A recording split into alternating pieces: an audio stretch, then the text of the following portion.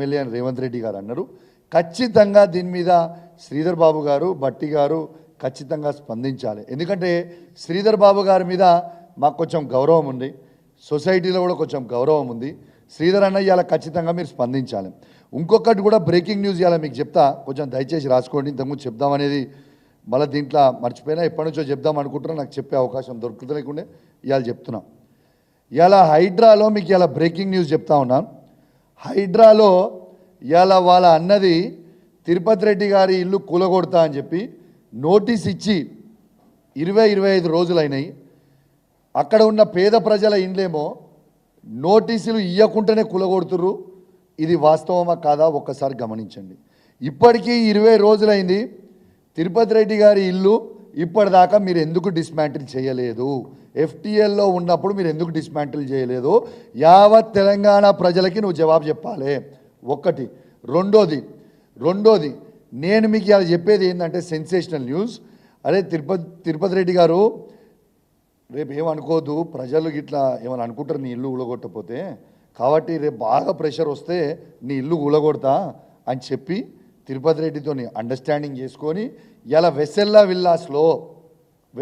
Villas మన Vasavi college పక్కన గండిపేట దగ్గర ఆడ శివానందన్ని బిల్డర్ని బెదిరించి 1000 స్క్వేర్ యార్డ్స్లో ఆడ ప్లాట్ కొని ఆయన దగ్గర బెదిరించి తీసుకొని తిరుపతి రెడ్డి గారికి ఆడ ఇచ్చినవు నువ్వు ప్లాట్. ఇది నిజం కాదా? తెలంగాణ ప్రజలకు జవాబు చెప్పు.